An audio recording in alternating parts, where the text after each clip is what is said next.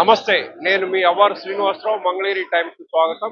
మనం ప్రస్తుతం మంగళగిరి కొత్తపేట సచివాలయం సమీపంలో ఉన్నాం.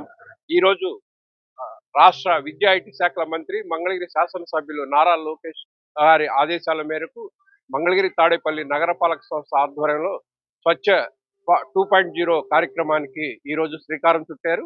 ఈ కార్యక్రమం కొత్తపేట సచివాలయం, అలాగే తాడేపల్లి మణిపాల్ వద్ద, అలాగే తాజా పంచాయతీలోను ఈ కార్యక్రమం ఈరోజు ప్రారంభమైంది.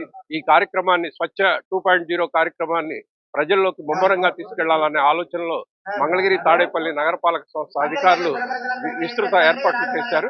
దీనికి సంబంధించి పూర్తి వివరాలు మన మంగళగిరి టైమ్స్ ఛానల్లో వీక్షిద్దాం.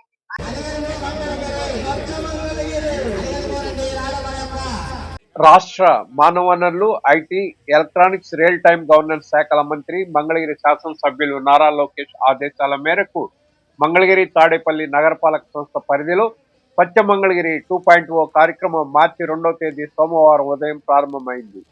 ఈ మేరకు మంగళగిరి నగరంలోని కొత్తపేట సచివాలయం వద్ద, మంగళగిరి రూరల్ కాజా పంచాయతీ కార్యాలయం వద్ద, తాడేపల్లిలోని మణిపాల్ సెంటర్ వద్ద ఏకకాలంలో స్వచ్ఛ మంగళగిరి 2.0 కార్యక్రమాలు లాంఛనంగా ప్రారంభమయ్యాయి.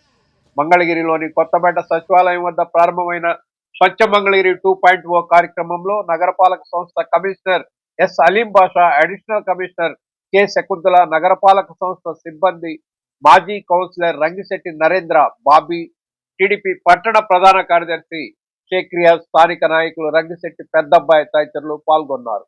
స్వచ్ఛ సర్వేక్షణ్ 2025-2026లో భాగంగా చేయి కలుపుదాం, మన మంగళగిరి తాడేపల్లి నగరాన్ని చెత్తరహిత నగరంగా తీర్చిదిద్దుదాం అనే కాన్సెప్ట్ తో మంగళగిరి తాడేపల్లి నగరపాలక సంస్థ కార్యక్రమాలు చేపడుతూ నగరవాసుల్లో చైతన్యం కల్పించే దిశగా ముందుకు సాగుతోంది.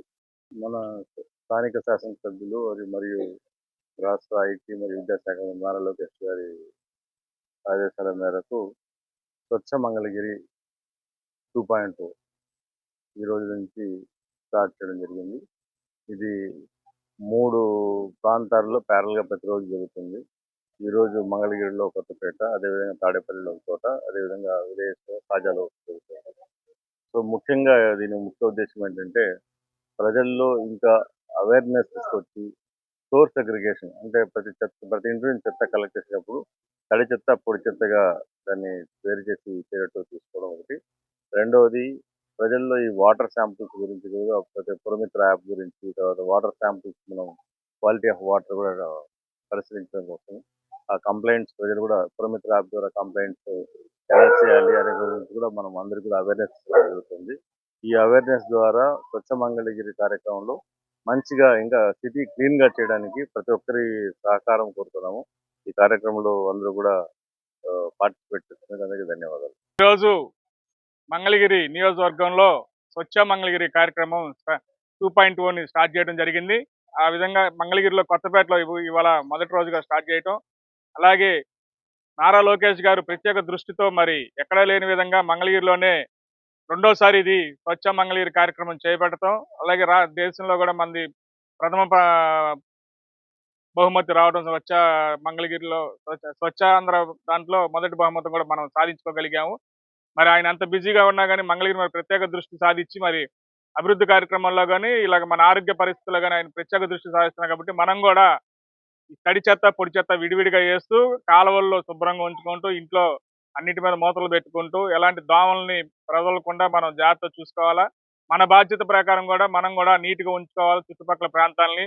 ఒకవేళ మన పక్కన వాళ్ళు కానీ ఎదురోళ్ళు కానీ తీసుకొచ్చి కాలువ లేదా నేస్తున్నాం కానీ వెయ్యొద్దని చెప్పి వాళ్ళకు కూడా మనం నచ్చజెప్పి గొడవలు పడకుండా నచ్చజెప్పుకొని శుభ్రంగా ఉంచుకోవాల్సిన బాధ్యత మనకు కూడా ఉంది. కాబట్టి అందరూ కూడా ఒకసారి ఇది దృష్టిలో పెట్టుకొని పరిసరాలను శుభ్రంగా ఉంచుకుంటారని కోరుకుంటున్నాం.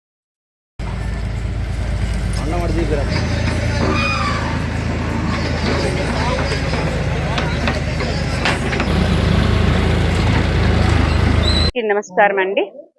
మనము స్వచ్ఛ మంగళగిరి కార్యక్రమాన్ని మనం ఫిబ్రవరి, మార్చి, ఏప్రిల్ నిర్వహించుకున్నాము. సంవత్సర కాలం పూర్తిగా వస్తుంది. ఈ సందర్భంలో స్వచ్ఛ మంగళగిరి 2.0 అనే దీంతో మళ్ళా ఈ యొక్క కార్యక్రమాన్ని నెల రోజుల పొడుగుతా నిర్వహించుకోగాను తాడే మంగళగిరి తాడేపల్లి మున్సిపల్ కార్పొరేషన్ ఒక ప్రత్యేక ప్రోగ్రామ్ ని డిజైన్ చేసింది. దీని యొక్క ఉద్దేశము ముఖ్యంగా మనము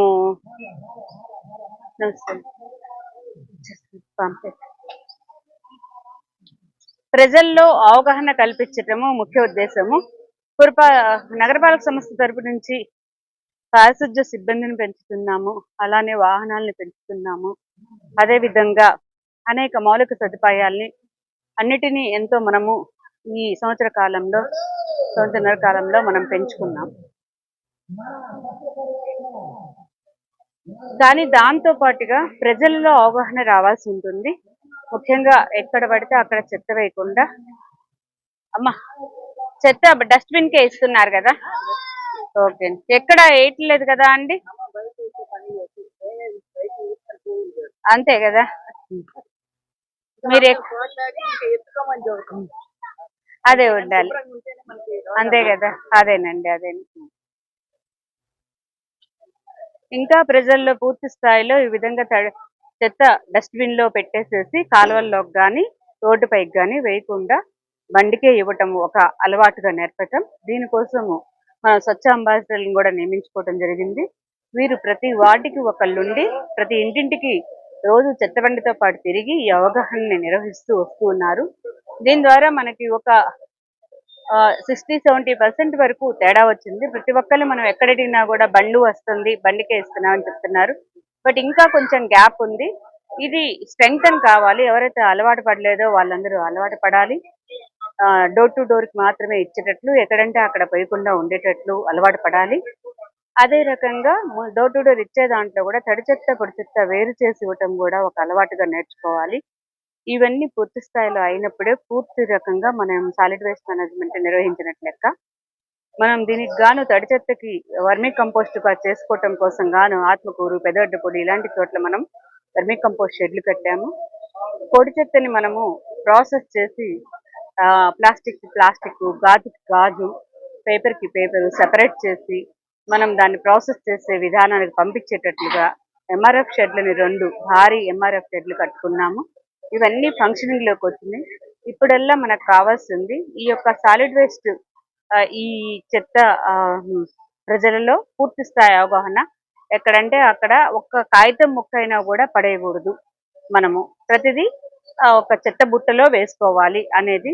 ఎందుకు అంటే ఇప్పుడు ఇది ఇక్కడ కాగితం, ఇక్కడ చెత్త ఇక్కడ వేసారు వాళ్ళు ఏదో పని చేసి, బట్ కొంచెం సేపటికి అది ఎగురుకుంటున్నా ఏదో కాలువలోకి వెళ్ళిపోతాయి. ఆ కాలువలు అడ్డం పడిపోయేసేసి నీళ్లు ఫ్లో కావట్లేదని, కాలువల్లో చెత్త ఉండిపోయిందని ఇలాంటి కంప్లైంట్స్ అన్ని వస్తాయి. కానీ అసలైన సమస్య మన దగ్గర, మనం చెత్త బయటేయటం ద్వారానే వస్తుంది అనేది ప్రజల్లోకి అవగాహన రావాలి. ఈ కార్యక్రమానికి భాగంగానే మనం ఇప్పుడు డిజైన్ చేసుకున్నాం దీన్ని. ముఖ్యంగా ఒక కళాజాత బృందం ఉంది. మనం ఒక పాంప్లెట్స్ చేసుకున్నాము. మన సచివాలయ మన యొక్క ఎంప్లాయీస్, మన సిబ్బంది మరియు ప్రజాప్రతినిధులు, పబ్లిక్స్, మా ఎస్ఎస్జి గ్రూప్లు అందరం ఒక టీమ్ గా ఏర్పడి ప్రతి వార్డుకి ఇంటింటికి వెళ్ళి అవగాహన కార్యక్రమం కనిపించడం కోసం 30 రోజుల ప్రత్యేక పారిశుధ్య కార్యక్రమం ఇది. దీంతో పాటుగా అవగాహన కాకుండా ఇంకెక్కడైనా గ్యాప్స్ ఉంటాయి అంటే సిల్ట్ అనేది చాలా రోజులు పెరిగిపోయి ఉంటుంది, డైలీ వర్కర్ల వల్ల కాని చోట్ల ప్రత్యేక బృందాలను పెట్టుకున్నాము. ఒక 15 మంది ప్రత్యేక పారిశుద్ధ్య బృందం పెట్టి ఈ నిలబడిపోయిన చెత్తలు, కాలువలు అవన్నీ తీయటానికి. అలానే ఒక జేసీబీని ఎంగేజ్ చేసుకున్నాము. ఈ జేసీబీ అనేది ఇళ్ల మధ్యలో వాటిల్లో పిచ్చి చెట్లు, పెద్ద పెద్ద చెట్లు మొలిచి ఉంటాయి.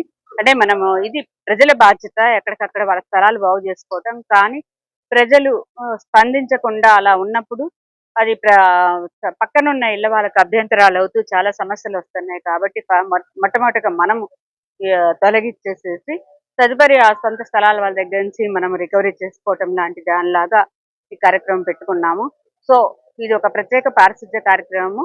ఒక అవగాహన, ప్రజల్లో అవగాహన ఒకవైపు కల్పిస్తూ, రెండో వైపు గ్యాప్లు ఎక్కడున్నాయో కార్పెట్ లెవెల్ క్లీనింగ్ అంటాము.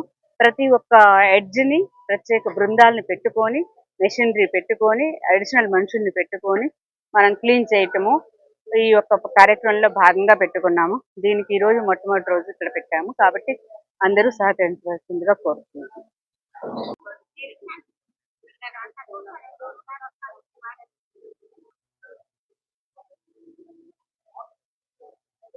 తీసుకోండి. నీళ్ళ మీద మూతలు ఉండాలా, కిడ్నీ మీద మూతలు ఉండాలా, అన్ని బట్టి